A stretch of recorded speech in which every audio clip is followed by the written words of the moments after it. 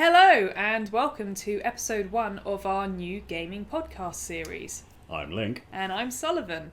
And recently we've been doing a lot of streams over on Twitch, and we found that actually we're enjoying having these long discussions on various gaming topics, and so we wanted to do a podcast type video or a series of podcast type videos where we don't have to concentrate on the game, we can concentrate on what we're actually saying. It's actually really difficult to concentrate on what you're saying as well as concentrating on what you're doing on the screen. Obviously, recently we've been playing Spyro and the flying missions. I need to focus on what I'm actually doing on those more specifically, and so when we're actually trying to have a relatively good conversation about certain games, it's very difficult to sort of manage both at the same time. In particular, I found when it came to editing out the highlights of a video, it's very difficult when you're, talking about a topic all really fluidly, suddenly by, oh my god, I died again. Oh no, you have to go over there. No, jump over there. Do this, do that. It just kind of fell apart. So I ended up cutting out all those bits so that we could discuss the thing. So let's just do a podcast. Well, that's it. I mean, recently we've just had a Nintendo Direct where they announced something that not everybody's going to be majorly into, and obviously something else that a lot of Nintendo fans are going to be massively raving about, or at least going to have very polarising opinions on. So yeah, episode 1, we're going to be discussing Pokemon Direct. So when this podcast goes out, it will be Tuesday. The Pokemon Direct was last Thursday, So been a couple of days since then. We've had time to condense the information down, play the demo of what happened, what was announced. Yeah, the demo. Well, given that it's obviously a remake. What was the demo? What was the demo? Yes. Oh, it was Pokemon Mystery Dungeon DX. Yes.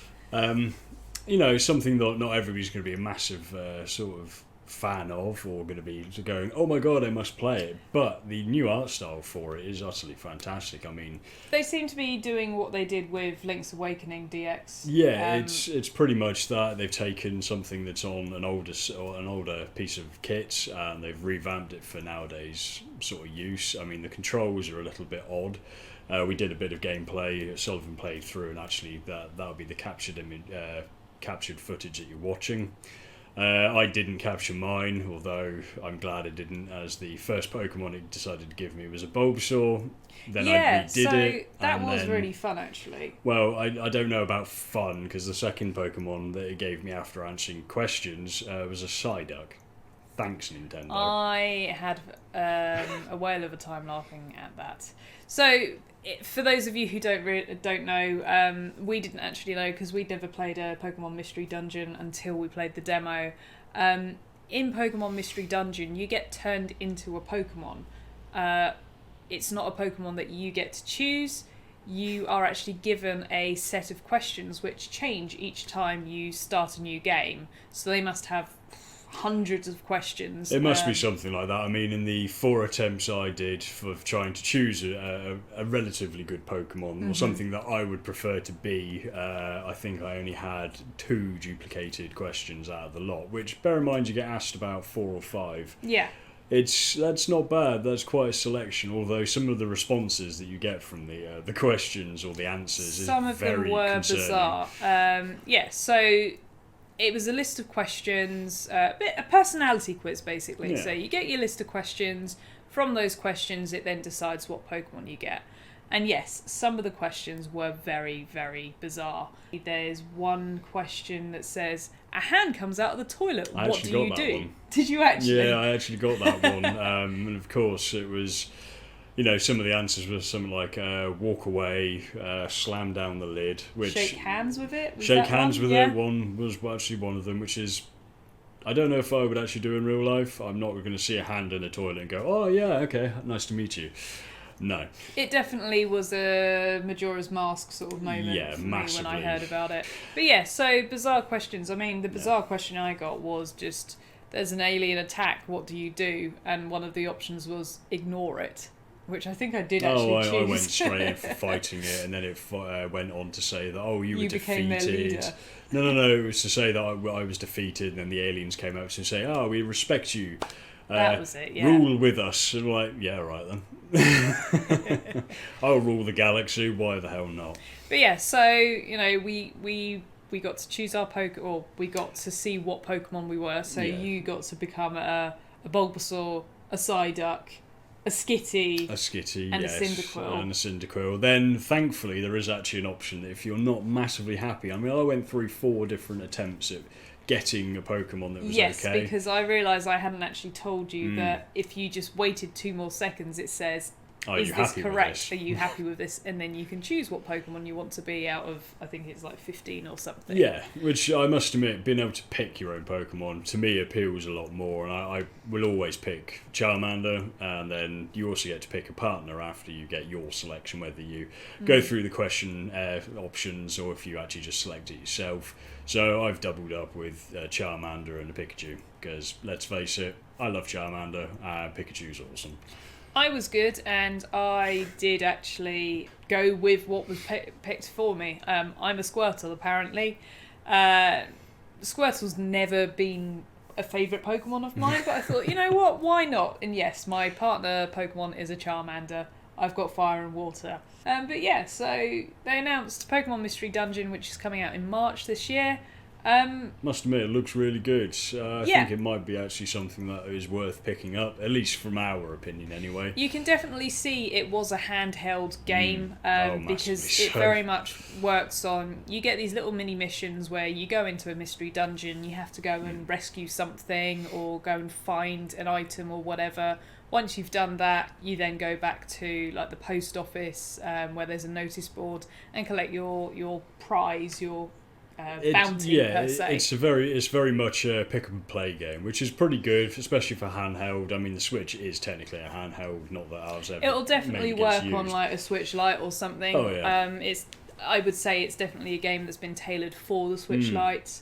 Like we said, it was originally a handheld game anyway, so you know they haven't changed. I'm assuming they haven't changed it to what the original game was. No, from footage I have seen of the original games, I am aware of Mystery Dungeon. It's just not anything that sort of really piqued my interest when it originally came out. I was never really interested in it because I was such a massive fan of the Pokemon games and being able to catch and train your own Pokemon, that this idea of you being a Pokemon and walking around and not being able to attack or level up or anything in the traditional way didn't really pique my interest. Yeah.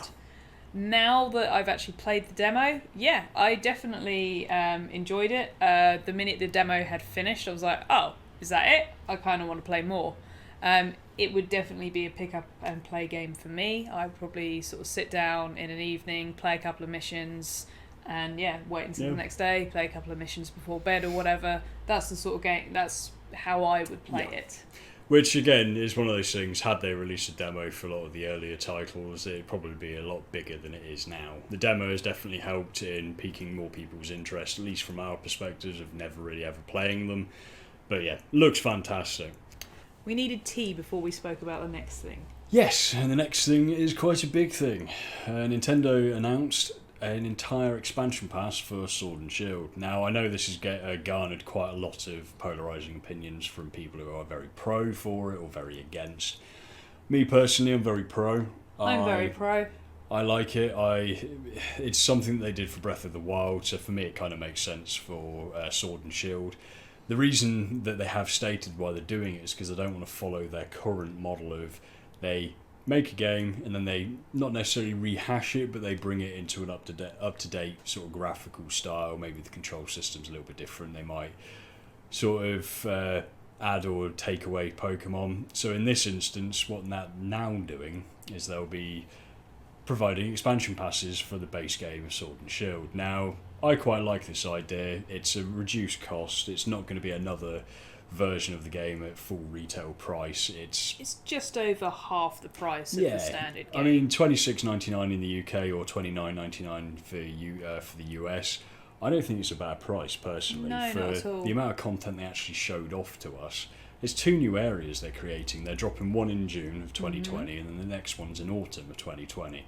Now, whole brand new areas for us to explore with your save data from Sword and Shield. So every Pokemon that you've already captured, your team that you've spent time building up. That's one of my biggest bugbears about their rehashes. You've got to start again. Yeah, you've got to start again. You don't get to bring your amazing team of 6 that you worked so hard at building up. You then got to restart, and it's just like, oh, okay. And I mean, I've been replaying Omega Ruby, and yeah, I still have a lot of love for the game. But again, it's one of those things of having to go back and replay everything. I mean, I've got my Fire Red save that I've had for a little while now.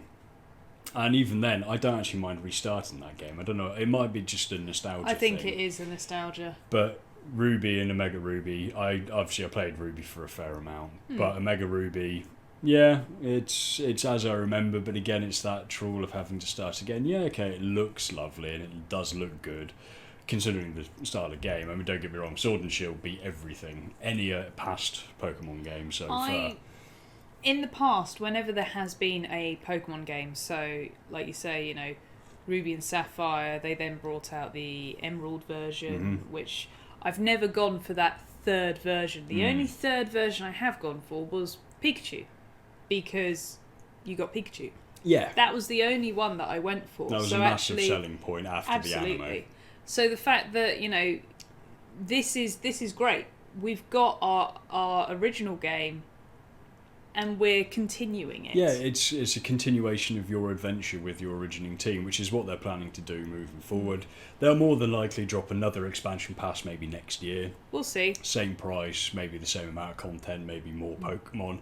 I mean, that's the thing. A lot of people are annoyed because obviously the base game for Sword and Shield has only come out with a Pokedex of 400. I mean, come on, 400 Pokemon. That's more than the original game had. Oh, yeah, absolutely. For one. Over double. Yeah, exactly. And yeah, okay. Yeah. So they're adding 200 Pokemon more in for the expansion pass. So I'd quite happily pay that. We've got new Gigantamax Pokemon as well. So Venusaur and Blastoise have been announced. Can't wait for Blastoise. Yeah, going to be really Genuinely good. Cannot wait for Blastoise. And the 3 starters get a Gigantamax as well. That was a little bit weird. I don't know if you saw that bit. The water Pokemon final evolution, his Gigantamax, he has a gun. That's not very Nintendo, I have to say. But then he's got like a full-on sniper rifle. But they're saying that Blastoise has 2 massive cannons on his back, so, you know, maybe it's not too weird. Maybe they're just updating certain things to look a bit more futuristic. Or for the kids. Yeah, for the kids, because, you know, 360 no-scope. But anyway, let's get back to what you actually get with the DLC. So, yes, you get these additional Pokemon.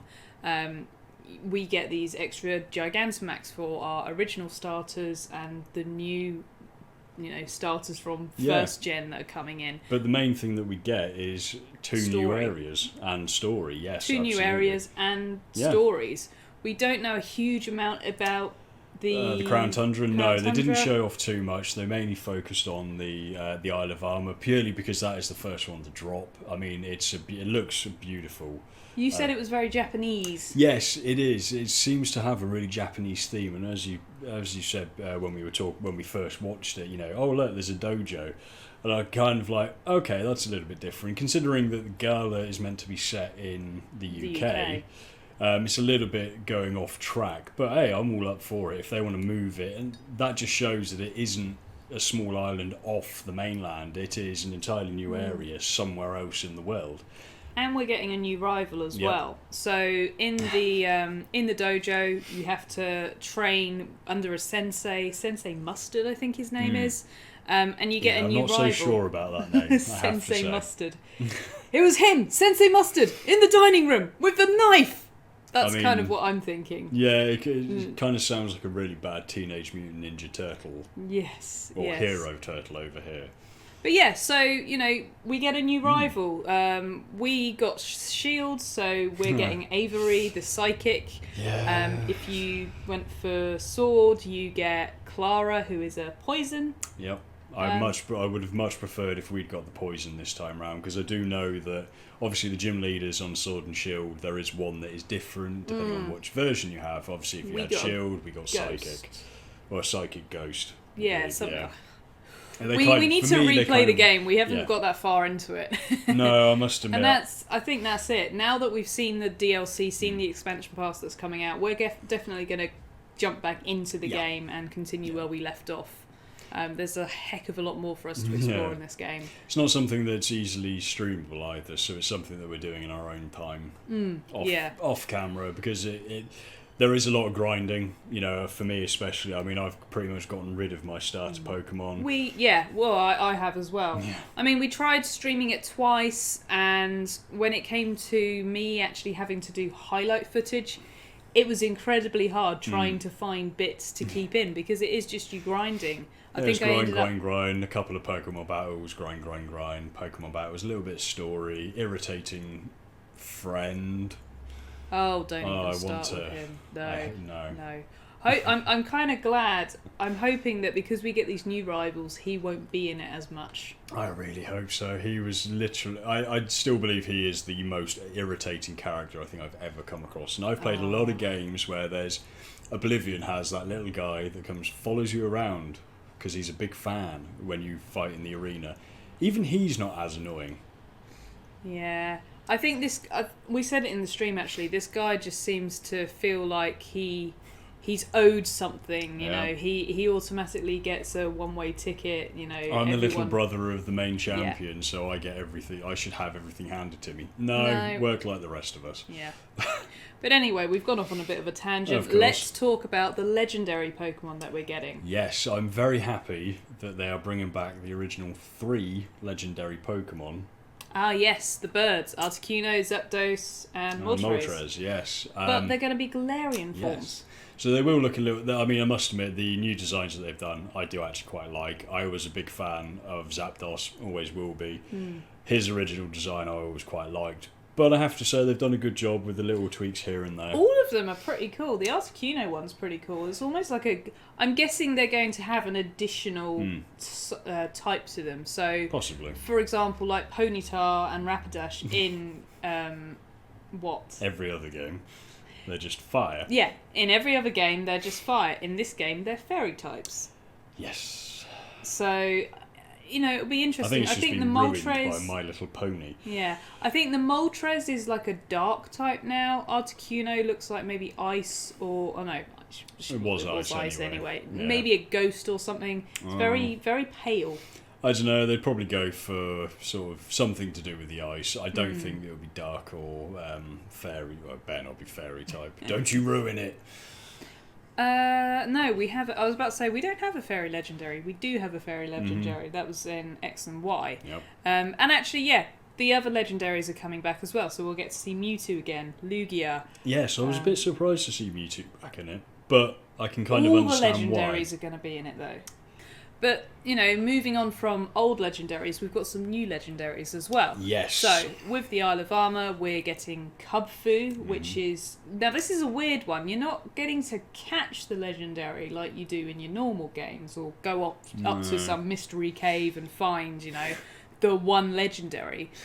Your sensei gifts you this Cubfu. Which is kind of weird, it's a very weird thing to be gifted a legendary Pokemon. Well, it's not even that. I mean, generally you are only gifted your starter, and that's it. Everything else you have to work towards. But maybe that's their way of going, hey, here's a new Pokemon that we want everybody to try out, and maybe the only way that they can guarantee everybody tries it is to give it right at the start, potentially. But the strange... So I think maybe this is how it becomes legendary, is that actually... when it evolves, it doesn't necessarily evolve into one thing. It's doing a bit of an evolution. So, depending on how you train it, depending on what items you give it, you will get an Urshifu, which is the legendary Pokemon. Yep. But you will either get a dark/fighting Urshifu or a water/fighting. Which is a really weird mix. I mean, yes, okay, fighting seems to be the sort of the prevalent, or at least the main feature. Dojo, there. Isn't it? Yeah, of course. It's going to be fighting if it's very Japanese based. But having that difference between dark and water,